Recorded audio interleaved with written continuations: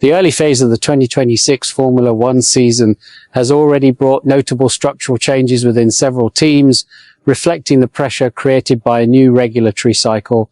With performance gaps emerging and long-term projects being reshaped, internal leadership decisions are becoming increasingly critical across the grid.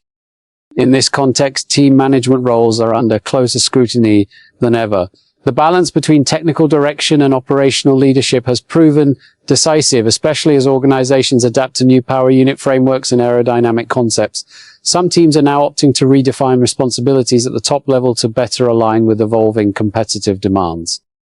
A significant shift has taken place at Aston Martin, where Adrian Newey is stepping down from his position as team principal to return to a purely technical role.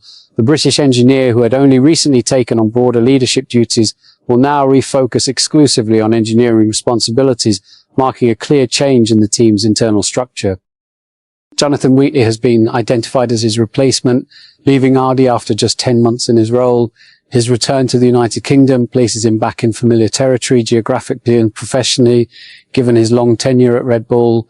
However, the timeline of his transition remains uncertain due to contractual constraints with Audi. Wheatley's move is seen as an opportunity to assume a more comprehensive leadership position, unlike his situation at Audi, where his authority was somewhat limited despite reporting directly to the board.